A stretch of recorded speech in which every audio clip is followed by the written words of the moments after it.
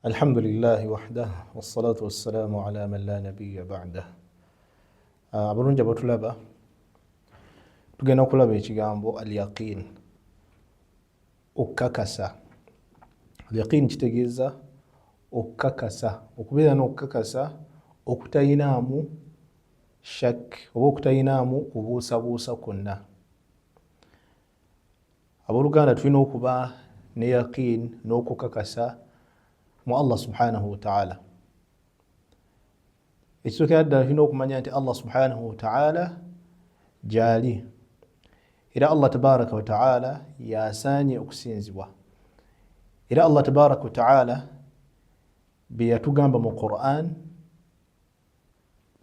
bigambo bye era nga bituufu, era nga byatugamba ebyokutuukawo bitannatuukawo byakubeerawo. Oba mu Qur'an mulimu ebintu Allah byatunnyonnyola nga byakujja mu maaso, ng'essaawa zino tetunnaba kubiraba naye nga byakujja. Kati nga yawmul qiyama okubeerawo kw'olunaku lw'enkomerero kwakubeerawo, mukkiriza alina okuba nti akakasa. Tanti Allah yali ayogera kubakkiriza ebitendo byabwe, yagamba nti alladhina yu'minuuna bilghaybi wa yuqimuuna as-salata wa mimma razaqnahum yunfiqun. Abakkiriza bakkiriza ebyo byonna bye batalabako.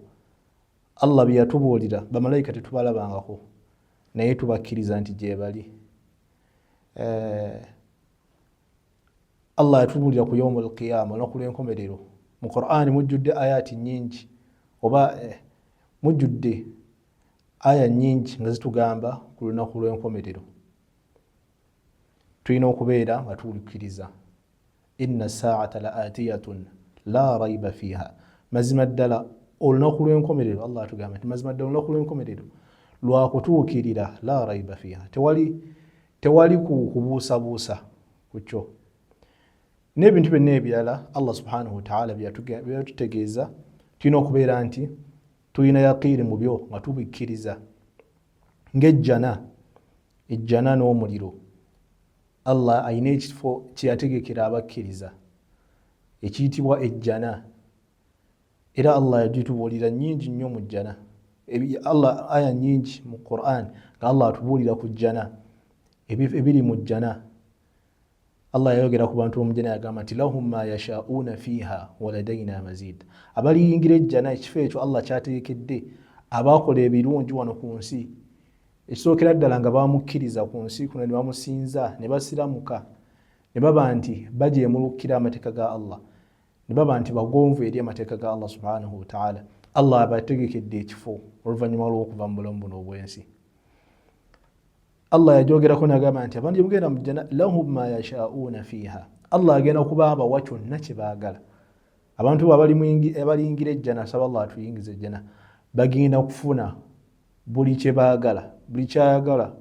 Wano ku nsi osooka kukola ebiseera ebisinga n'otuuka ku kyoyagala. Toyinza kutuula butuuzaawo n'ogamba njagala okulya mmere nejja, n'ogamba njagala kati sente ne zijja, njagala mmotoka nejja. Wano ku nsi tekisoboka.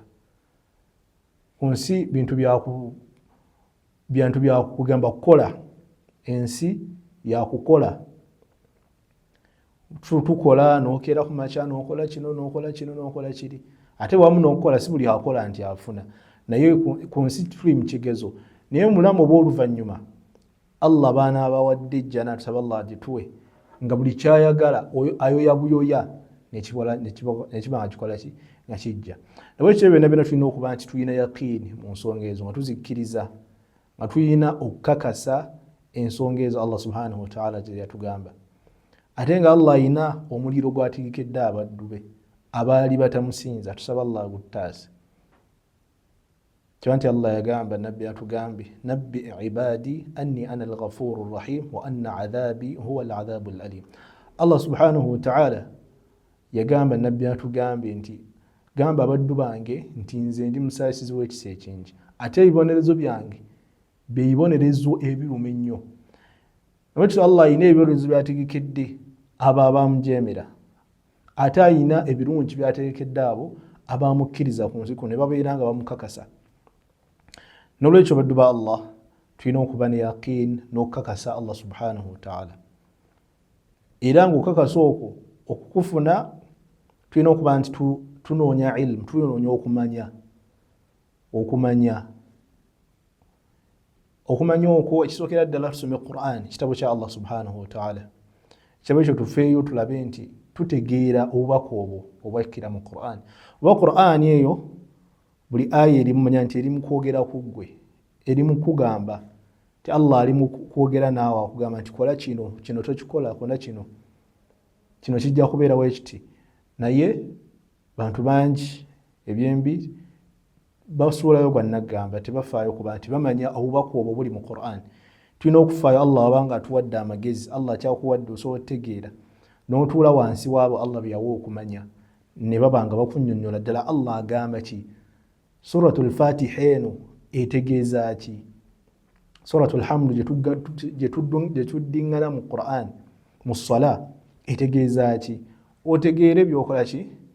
Ebigambo bya Allah subhanahu wa ta'ala. Ojja kuba weeyongera yaqiin, okukakasa Allah subhanahu wa ta'ala kubanga message obubaka obuli mu Qur'an bubaka bw'amaanyi.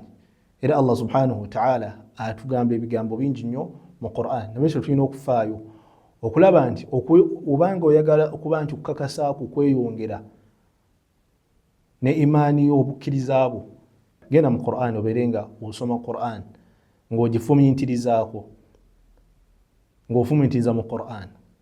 Kubanga imaani obukkiriza nga temuli yakiini, gamba buba omuntu alina okuba nga akkiriza ng'alina n'okukakasa. Kiba nti omanya ayitibwa Ibn al-Qayyim mu kitabo kya Madaariju s-Saalikiin yalaga nti al-imaanu oba nti al-yaqiinu min al-imaan ka-ruuh min al-jasad. Yagamba nti okukakasa yaqiin, okukakasa mu imaani eringa nga bw'olaba omwoyo mu mubiri. Kugamba omuntu okubamba nti nzikiriza n'oyogera bwogezi wano naye nga mu mutima gwo tokakasa tokkiriza, kiringa omubiri ogutaliimu mwoyo. Kwegamba oba oli mu gamba tebiba bituufu byolaza abantu nti okkiriza okutuusa nga obikakasizza n'omutima gwo. Nga bwe kityo okukkiriza, okukakasa okubeera mu mitima gyaffe kulinga woolaba omwoyo ogubeera mu mubiri. Kuba omubiri ogubeeramu n'omwoyo omuntu aba atambula era aba ayogera naki, naye bwe guvaamu aba takyakola kitakyayogera. Nabwe kityo omuntu okuba n'obukkiriza, obukkiriza bw'olina imaani ekusindiikiriza okukola ebintu ebirungi, olina okuba ne yaqiini n'okukakasa.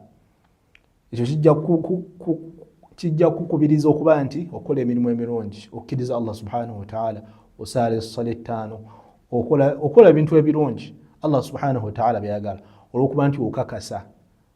Era abantu baawukana mu yaqiini zaabwe, mu kukakasa kwabwe bantu baba baawukana muko. Waliwo abalina okukakasa kw'amaanyi, waliwo bebo boolaba nti asaala essala ettaano zonna n'atakomaawo n'azuukuka n'ekiro abantu nga beebase, olw'okuba alina okukakasa kw'alina mu Allah subhanahu wa ta'ala, n'azituka ekiro abantu beebase.